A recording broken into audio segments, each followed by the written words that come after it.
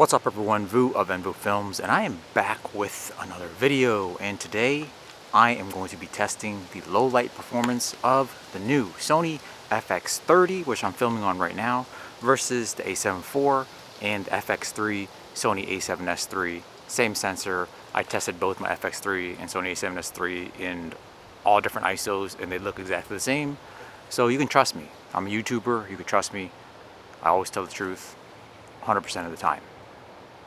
But like a typical tube doucher, I'm going to do this low light testing while filming this video in really nice light testing for whatever. But yeah, if you're new to the channel, this is the fastest growing channel on YouTube right now.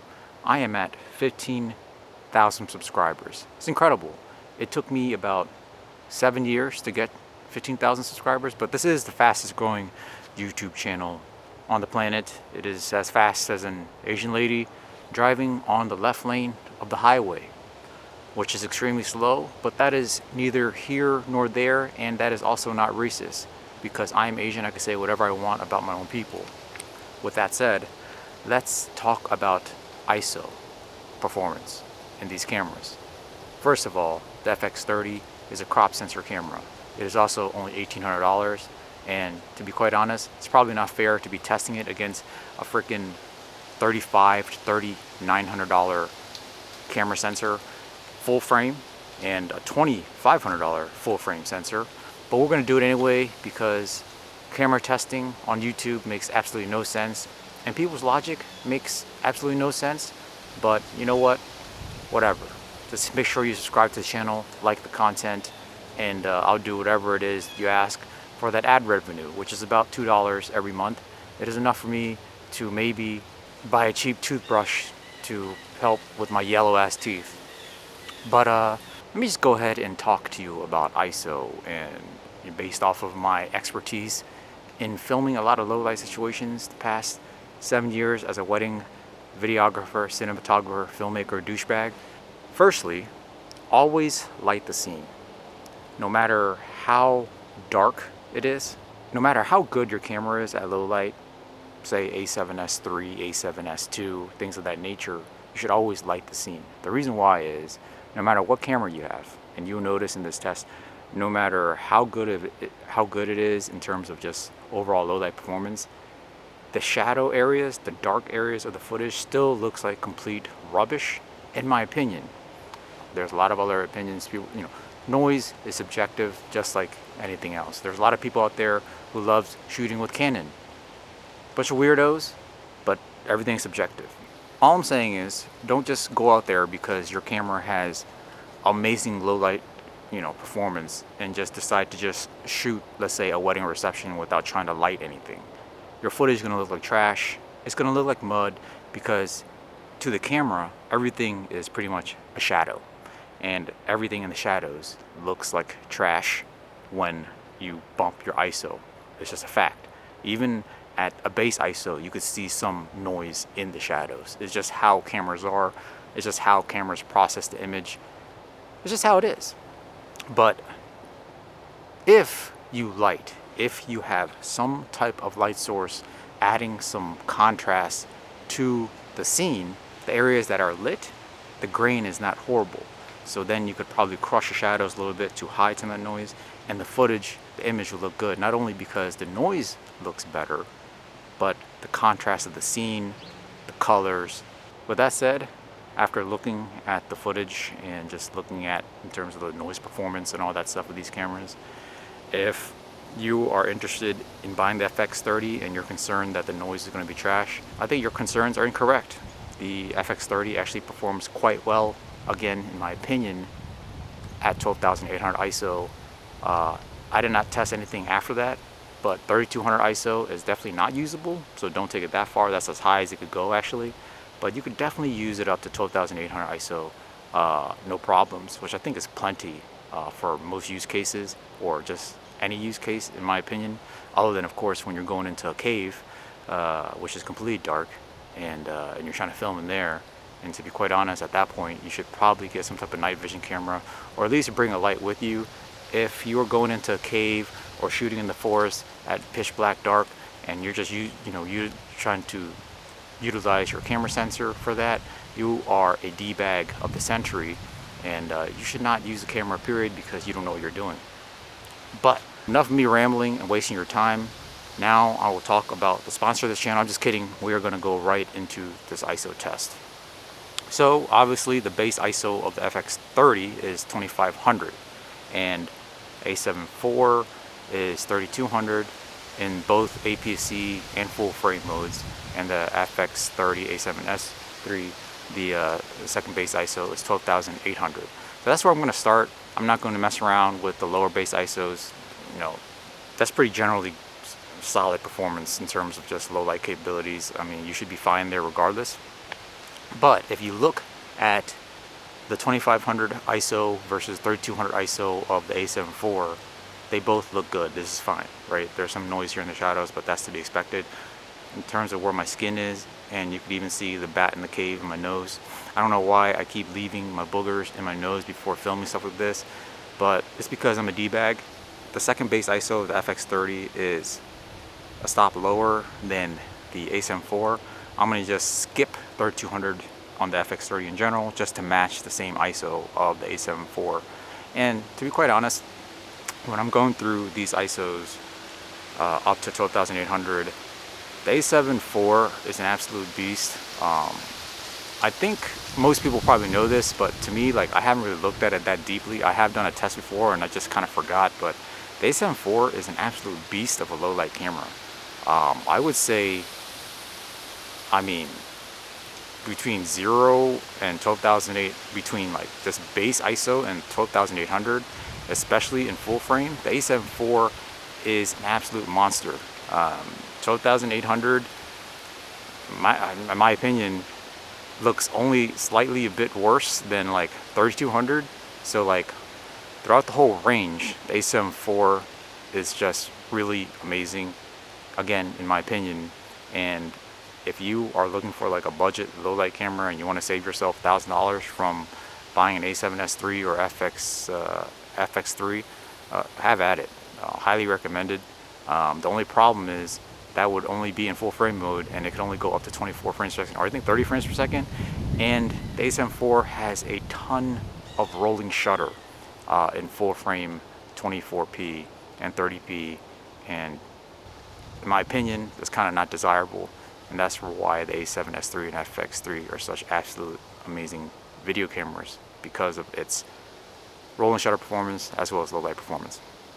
Now, once you dig into the crop mode of the a7IV, where it has less rolling shutter and it does 24p and 60p, the noise levels are pretty much similar to the FX30.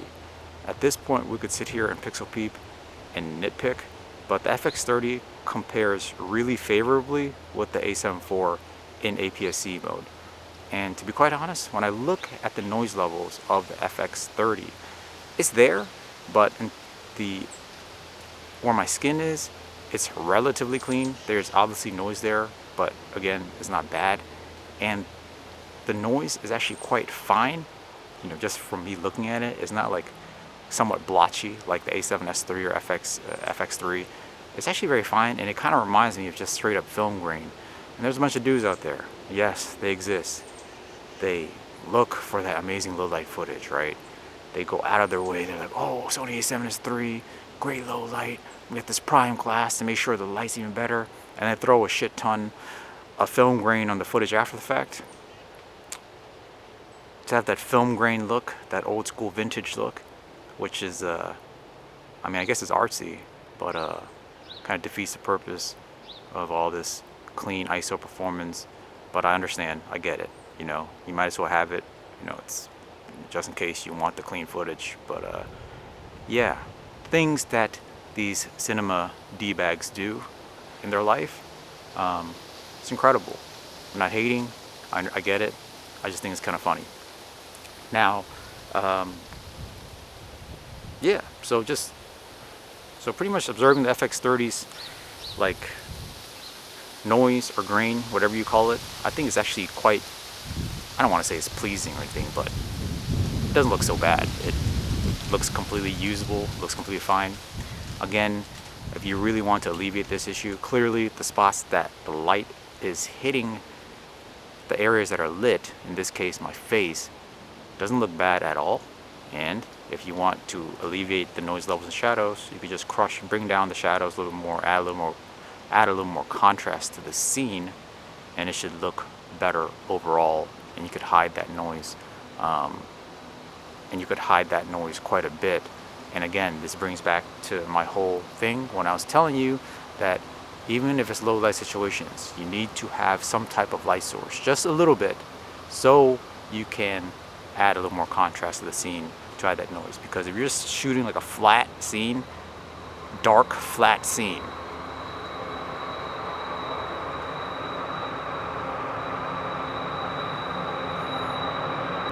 if you're shooting in a dark flat scene, your footage looks like shit even at lowest possible base ISO.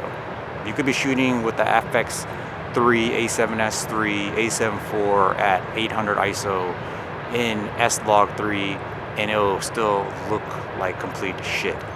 You always have to make sure you have good lighting. Like the scene right here, you got a nice little like sun flare going through my head. Look at this immaculate lighting that I have set up for myself in my backyard. So again, if you're interested in buying the FX30 and you are concerned about low light performance,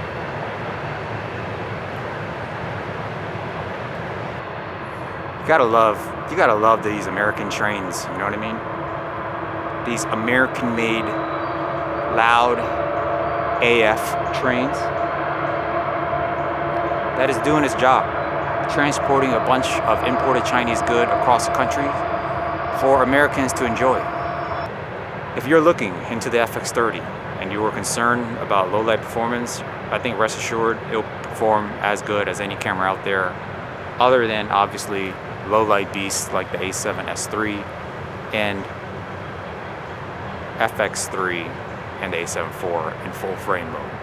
Okay, these are full frame sensors that are a lot more expensive than the FX3. If you're in the United States, I know other countries, the a7IV and FX3 is very similar in price. I'm sorry that you live in a third world country.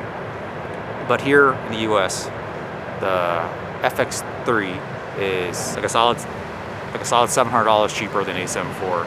In my opinion, it's perfectly worth it because it has 4K 24, 4K 60, 4K 120, even though there's a big crop on it, and has Cine EI and all of like the cinema features that the FX3 has into this nice compact body, where you could actually use a bunch of nice compact APS-C lenses, such as what I'm using right now, the 15mm Sony f1.4 lens. And with lenses in mind, I will be making a video talking about my recommended lenses for your Sony FX30 for filmmaking. And if you're interested in that, again, please subscribe to the channel. It'll be greatly appreciated. I hope you enjoyed the video. I hope you found it informative. And until next time, lighten up. Like seriously, light up the scene that you're filming, okay? Don't use your high ISO performance camera as an excuse to not light, because your footage is going to look all brown and muddy like my shit after eating 2-week-old Vietnamese food that my mom served me when I was a child. She was trying to save money. You know, just take the mold off slightly. You know, yeah, it's a bit moldy, but you could just scrape it off. Eat around it. Peace out. Hey man, you got the new Sony a7R5? Nah man, for a dedicated video shooter, the FX3, Sony a7S3, it's a better choice. No man, it's the best. All the YouTubers do the review and it's a new camera, it's the best. It's much better for video. Bro, the Sony FX3 does 4K 60, no pixel binning, 4K 120 with just a 1.1 crop. It do 8K. A7R5 is a great camera, but that 8K footage has a ton of rolling shutter. Not only that, 4K 60 is a 1.2 crop pixel bin, meaning when you're filming textures, especially moving textures, it's gonna look like grade A trash. Rolling shutter, pixel bin, it's no problem. Bro, if I wanted to film waves, I'd go to the ocean. Let me show you. Yo, what is all that? It's organic shake.